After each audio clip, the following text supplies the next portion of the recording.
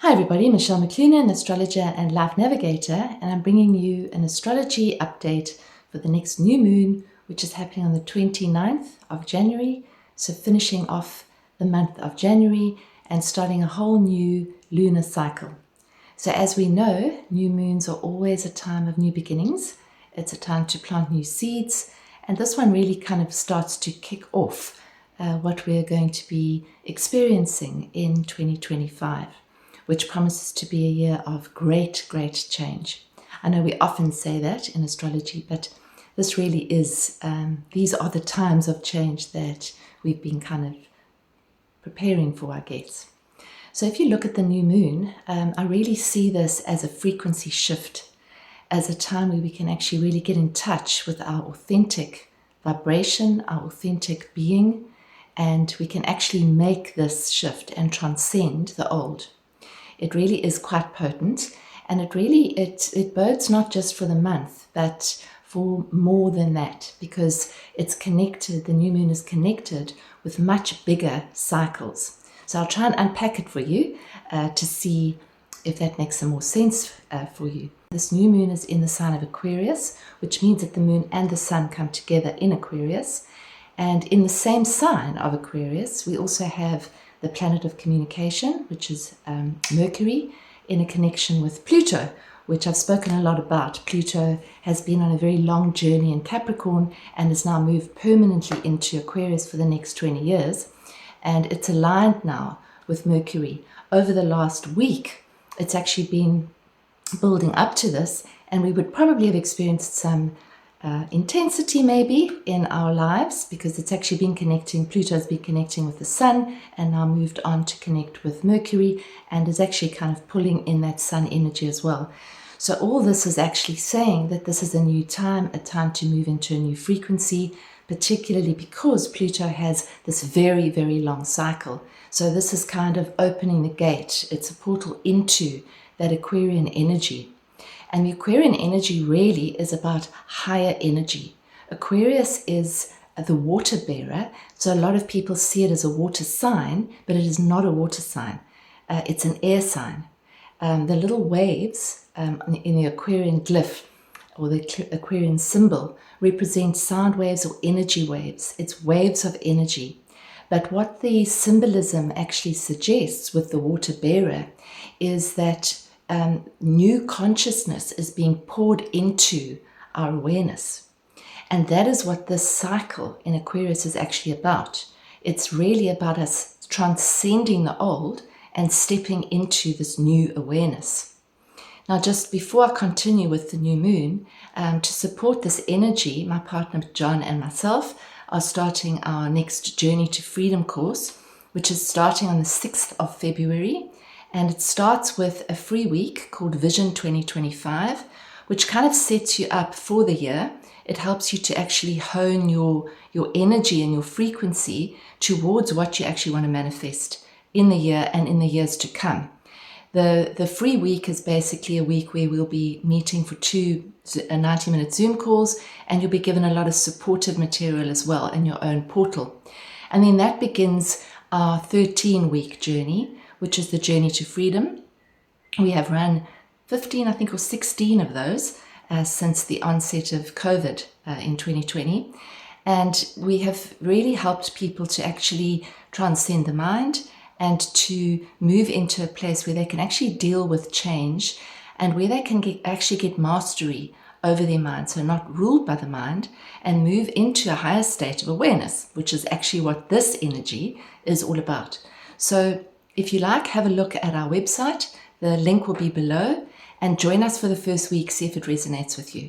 But it's really, this energy is supporting this change, this shifting of frequencies, because a lot of us are feeling sort of that we're in between worlds, that the old world is still here, but it's not really working very well, and the new world hasn't really been born. So it feels like we're kind of in that limbo state between the old and the new. So this will actually help us to move more fluently and fluidly into the new. So we'd love you to join us for that. It's going to be a very potent one, this one, because we've got the energies supporting it. So going back to the new moon, The other alignment that we've got the Sun and the Moon in Aquarius, and we've also got Mercury and Pluto.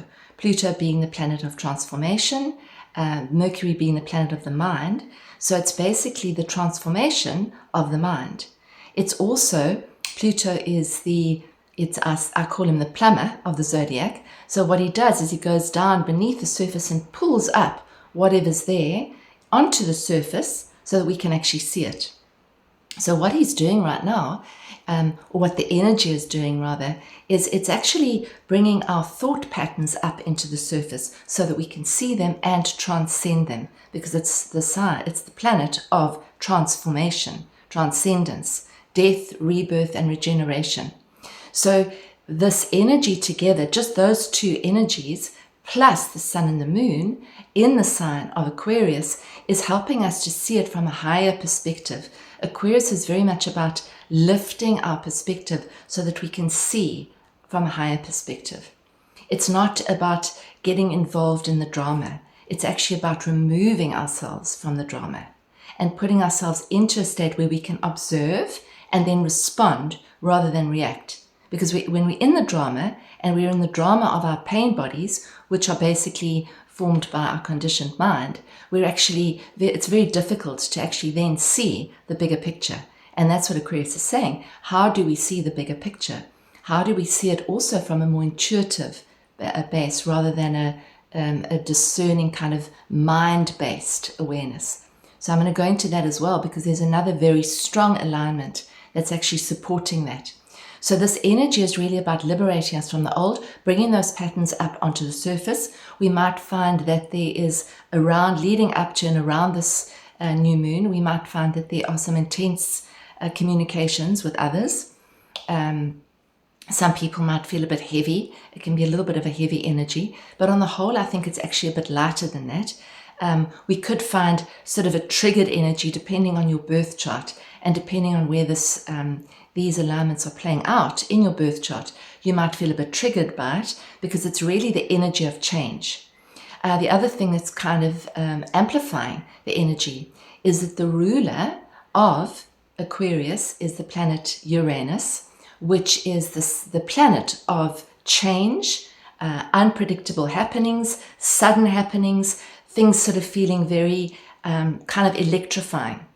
And Uranus, which has been retrograde for the last while, is now stationing. So it means that it's sort of, from our perspective, it looks like it's still before it actually moves into its forward motion, which means that it's a very, very potent time.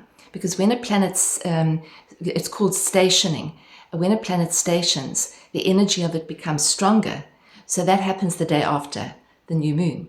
So there's a strong energy of change. So I think it's really, this new moon is telling us to really embrace change. Don't push it away. Don't think it's wrong. If you're feeling a little bit sort of agitated about where you are in your life, just see it as part of this journey of change and transcendence. Don't get too caught up in the stories that you might be telling yourself, and expect change, because there's change happening. We are obviously going to see a lot more change in terms of AI, in terms of, and I've been saying it for a long time, I think in the next few years, we're going to be seriously asking ourselves what it means to be human.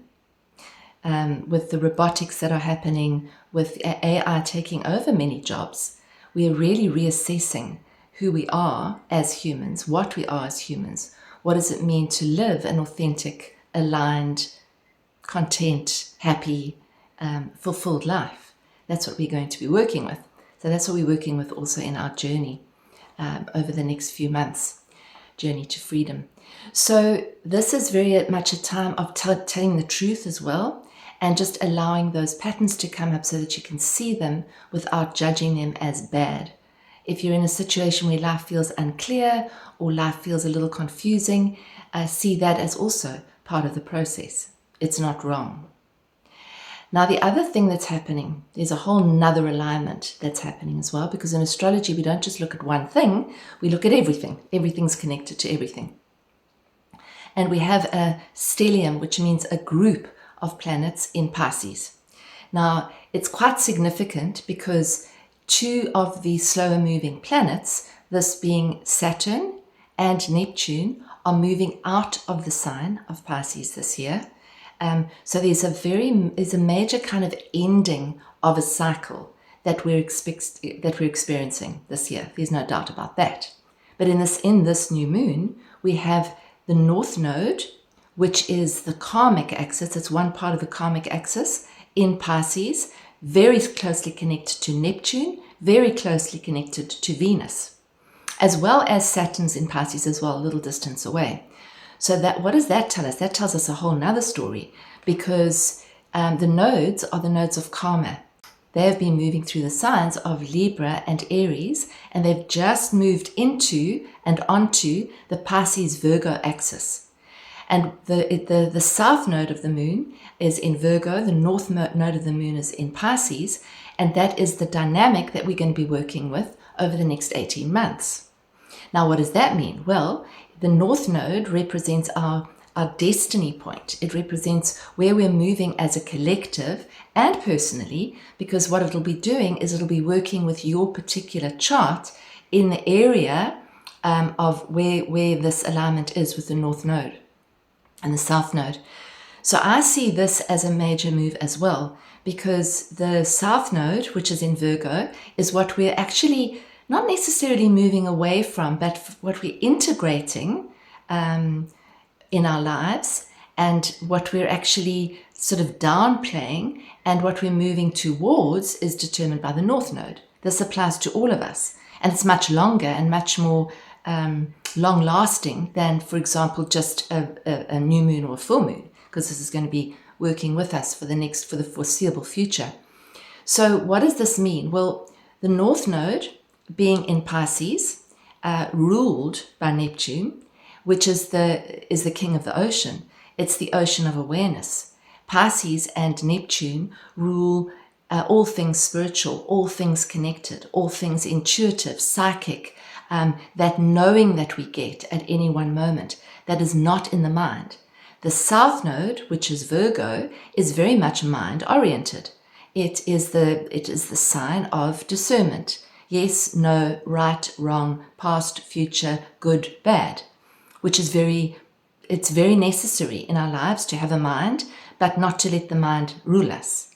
So what this alignment is telling us in combination with what I've said about Aquarius is, how do we actually use the mind, but how do we transcend it when we need to? So in other words, how do we move away from letting the mind run the show, and what do we do then? How do we connect? How do we move forward in our lives? And that is very clear with this move, which is moving into this place of the higher knowingness as opposed to the lower knowingness. The south node, which is in Virgo, relates to our skills, our abilities, the work that we do, the mind-body-soul connection, our health.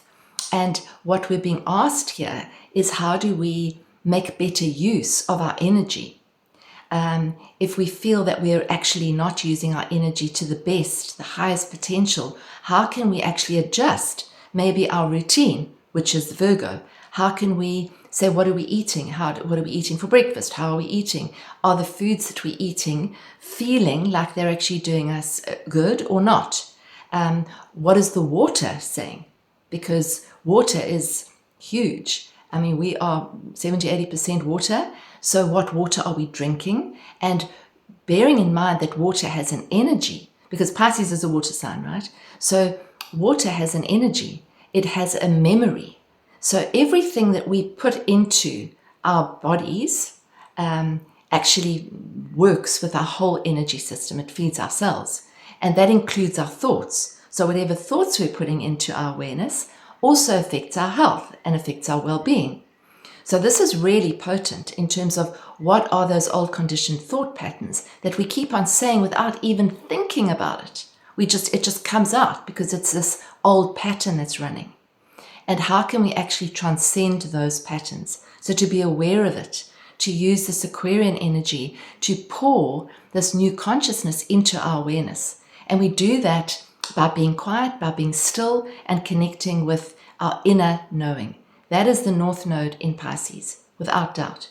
It's connecting us in a more potent way with our intuitive knowing, not with our minds.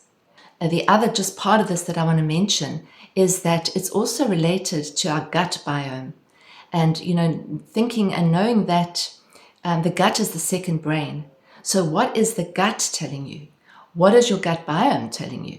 How is your gut? What's your digestive system like? Does it need a little bit of help? If the gut's not happy, we're not happy. If the gut's not sorted, it's actually very difficult to transcend those old patterns. So just looking at that as well, bringing that into the equation too. So this is very potent energy. I think that if you were born beginning in middle 60s, you would be feeling this quite a lot, because it would mean that Pluto in your chart is in the sign of Virgo, and for mid 60s people, Uranus is also in the sign of Virgo, which means that this alignment over the next 18 months will actually be working with you and your evolution even more. Not that it won't be working with all of us, because it will. And also Chiron would have been in Pisces when you were born. And so this alignment's going to be connecting with your Chiron. So anybody also with anything like the sun, the moon, the ascendant, or the personal planets in Virgo and Pisces, this will work very, very strongly with this nodal axis entry. And then obviously the new moon with Aquarius will be working with the fixed signs. So that's Leo, Aquarius, Scorpio, and Taurus. You'll be feeling it even more. But obviously everything is related to your natal chart. So you need to look at the natal chart to see how it connects with you personally. And you can do that by booking an appointment with me if you like. And my details are below. I'm considering running a course, an astrology course, just for us to understand our charts more, not to actually become an astrologer. So if you are keen on that and you would like to know more about that, maybe drop me a line on an email. As I say, the details are below, and then I can put you on the list and let you know when I do actually launch that, because I'm getting more and more people asking me for that. I have drawn a card because I felt that this was very strong energy. I know this is quite a long reading, but the card that popped out is just so beautiful that I have to share it with you. It came out of the Oracle of the Sacred Horse, which is a deck that I've been using because it's just very, very beautiful. These cards are stunning, and this is the image of the back of each card, and it was actually the image that came through today as well. The card is Encantada, beauty and light, transitions, healing, darkness, cleanse. It's very aligned. It's just amazing how these things work, It moves us into a place where we actually start to really trust the process of life, trusting life. That is what this nodal axis is about.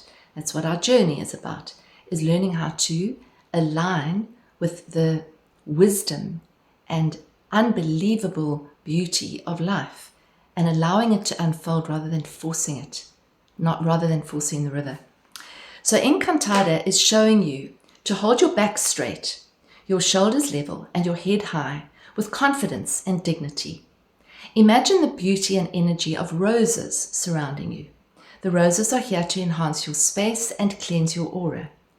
Own this pure vibration as a spiritual being on the physical plane. Step into the future and into the light, for this is true beauty. Isn't that beautiful? That's so aligned with the North Node, Venus, and Neptune altogether. Encantada knows you would like to step forward in your life. She knows you want to feel beauty, inner beauty, and strength, and that you have the light of divine supporting you on your journey. Yet she senses that an aspect of your life, gifts, or true nature has been in the shadows for some time. And though you want to emerge into the light, it can be scary.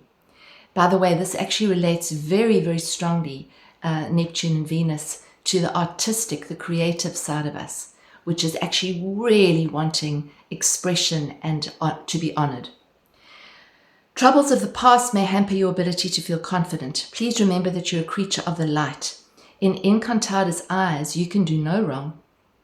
Step into your next expression and allow beauty to shine from inside your being onto the path you travel.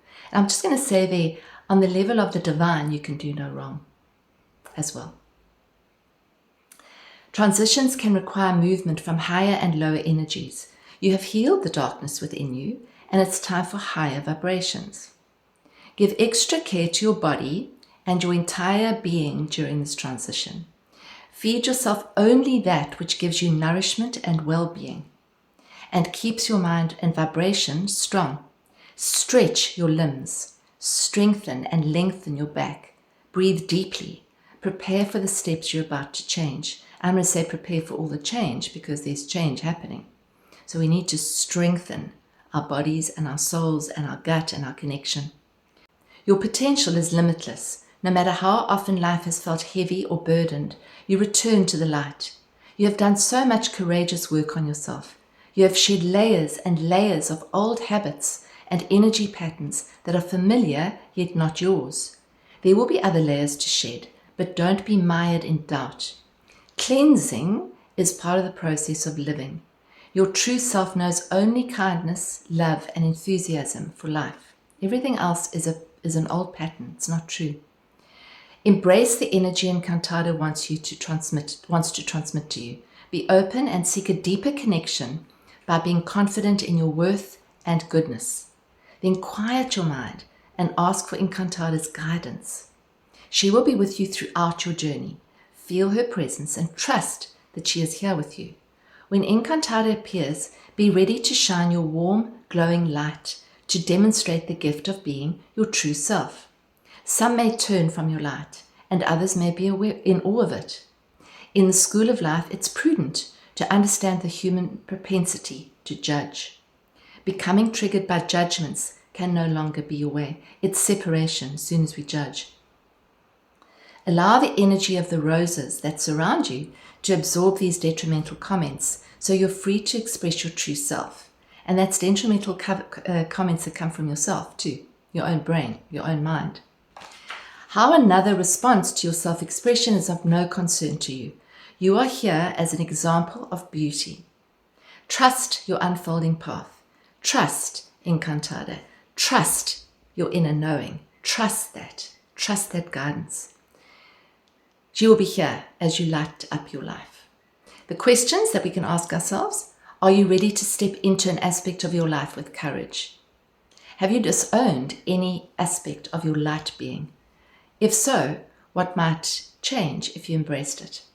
Are there times when you lose your light and power by worrying about what other people think about you, and also, I'm going to say, worrying about the future, worrying about the past? Do you feel you are a beautiful being of light? What would it take for you to bring love into your entire being? How might that influence your path? It's beautiful.